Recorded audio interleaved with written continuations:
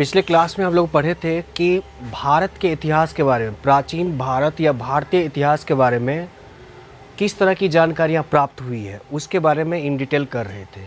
उसमें सबसे पहला था कि धार्मिक ग्रंथ से जानकारियाँ, किस चीज़ से? धार्मिक ग्रंथ से। और अब यहाँ पर जो है विभिन्न यात्री आए भारत घूमने के लिए, चाहे वो लेखक हो, चाहे किसी के दरबार में हो, या कोई शासक हो, शासन करने के लिए आया, तो उन्होंने कुछ भ्रमण करके भारत में अपने स्मरण को लिखा, ग्रंथ को लिखा, यात्रा वृत्तांत को लिखा। तो इससे भी क्वेश्चन पूछा जाता है कि कौन से किताब दे दिया उसके लेखक, या ये जो लेखक या फिर यात्री है किसके दरबार में आया था, किस समय आया था। इससे रिलेटेड क्वेश्चन निश्चित रूप से पूछा जाता है। तो आइए इसी क्वेश्चंस को आज हम लोग फेस करने वाले हैं और इसके बारे में इन डिटेल जानने वाले, कौन कौन से यात्री किस जगह से आए और कब आए और इन्होंने इनसे संबंधित कौन सी किताबें हैं, उसी के बारे में हम लोग आज पढ़ेंगे। तो आइए स्टार्ट करते हैं। तो यहाँ पर देखो ऊपर में हेडिंग लिखा हुआ है, विदेशी यात्रियों से मिली ऐतिहासिक जानकारियाँ, है ना। तो कौन कौन से विदेशी यात्री? सबसे पहले है यूनानी। कौन है? यूनानी रोमन लेखक।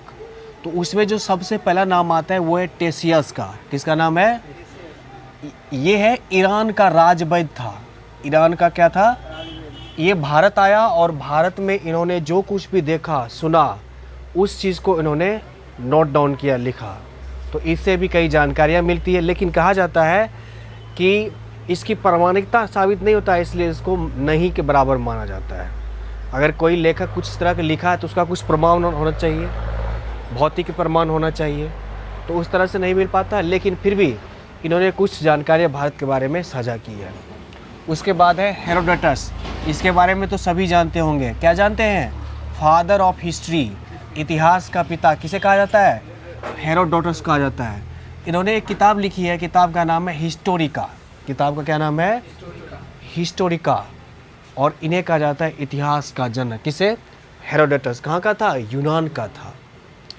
अगला लेखक है, ये सिकंदर के साथ आया था, ये सभी यात्री, निरियाकस, उसके बाद आनेसिक्टस, अस्टियोबुलस, ये सभी जो है सिकंदर के साथ आया था और उन्होंने भारत के बारे में कुछ लिखा है। अगला है मेगास्थनीज। मेगास्थनीज से क्वेश्चन क्या होता है कि इनकी एक किताब है, किताब का क्या नाम है? इंडिका।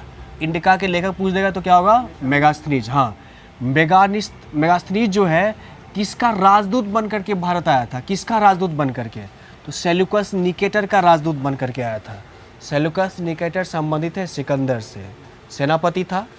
तो सेल्यूकस निकेटर का राजदूत बन करके आया था कौन? मेगास्थनीज। हाँ, किसके दरबार में? तो चंद्रगुप्त मौर्य के दरबार में, है ना।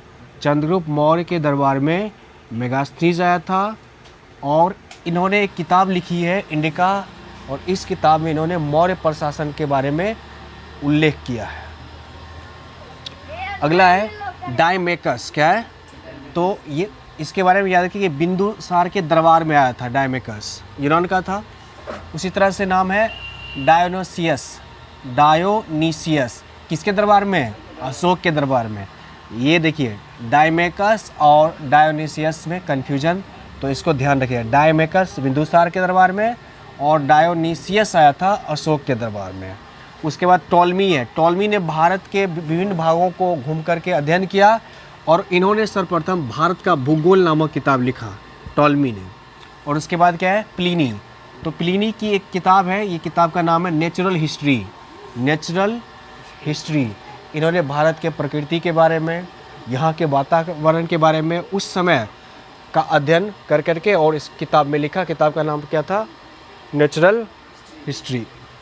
ये सब हो गया यूनान के बारे में। अब है चीनी लेखक। चीन बगल में ही है, यहाँ से भी कई आए विद्वान आए, जिसमें फाहियान हो गया और वेनसांग हो गया। इससे निश्चित क्वेश्चन पूछा जाता है। तो फाहियान किसके समय, किसके दरबार में आया था? चंद्रगुप्त द्वितीय के दरबार में आया था। लेकिन कहेगा वेनसांग तो हर्षवर्धन के समय आया था 629 ईस्वी में। देखो इसको याद करना आसान है। वेनसांग, हर्षवर्धन, एक याद हुआ। दूसरा याद हुआ फाहियान किसके दरबार में? चंद्रगुप्त द्वितीय के दरबार में आया था। उसके बाद है संयुगन। ये भी भारत आया था, चीन का ही था, 518 ईस्वी में आया था। और जिस समय ह्वेनसांग आया था अध्ययन करने के लिए, कहाँ, नालंदा विश्वविद्यालय में, तो उस समय आचार्य शिलभद्र ये नालंदा विश्वविद्यालय के कुलपति थे। देखो, ह्वेनसांग का यात्रा वृत्तांत है, उसका नाम है सी यू की। यात्रा अलग अलग देश में गया, 138 देशों का विवरण है। सी यू की कहेगा किसका यात्रा वृत्तांत है, तो प्रसिद्ध चीनी यात्री ह्वेनसांग का यात्रा वृत्तांत है। किसमें, सी यू की में। और हाँ, आया था यहाँ पर अध्ययन करने के लिए, घूमने के लिए आया था, अलग अलग देश में गया, नेपाल, भूटान, इंडिया, अलग अलग देशों में। हाँ, 138 देशों का विवरण अभी जो उसमें देखा गया है ना उस किताब में, तो तकरीबन 138 देशों का विवरण उसमें प्राप्त होता है। सी यू की में यात्रा वृत्तांत है। उसी तरह से ये भी है, रिहल्ला भी यात्रा वृत्तांत, जो अरबी भाषा में लिखा गया है। रिहल्ला किसका यात्रा वृत्तांत है, इब्न बतूता का है। इब्न बतूता अरबी लेखक हुए, भारत आए थे। तो अरबी लेखकों में सबसे पहला है अल बरूनी, वेरी वेरी इंपॉर्टेंट। निश्चित है आपको ये क्वेश्चन बीपीएससी का फेमस क्वेश्चन है। बिहार में किसी भी तरह का एग्जाम होगा तो निश्चित रूप से आपसे ये क्वेश्चन दिख जाएगा, इब्न बतूता से रिलेटेड या अभी बताए थे अल बरूनी से रिलेटेड। तो यहाँ पर अल बरूनी जो आया था भारत, ये तो अरबी लेखक थे। ये किसके साथ आए थे, तो महमूद गजनबी के साथ आया था। कौन, अल बरूनी।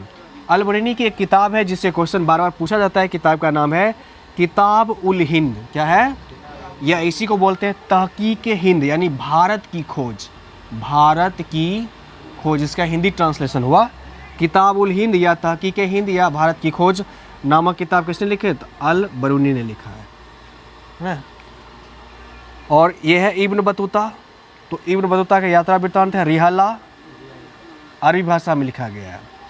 और इब्न बतूता जो आया था तो उस समय दिल्ली का काजी या न्यायाधीश नियुक्त किया गया, किसके द्वारा, मोहम्मद बिन तुगलक के द्वारा इसको नियुक्त किया गया। तो इस तरह से ये विभिन्न यात्री हुए या लेखक हुए, विद्वान हुए, जो भारत के विभिन्न भागों में आया और यहाँ पर जो कुछ भी देखा सुना उस चीज़ को अपने संस्मरण में लिखा और उसको पढ़ करके हम लोग अभी जानकारी प्राप्त करते हैं। और इससे रिलेटेड क्वेश्चन बार बार पूछा जाता है एग्जाम में।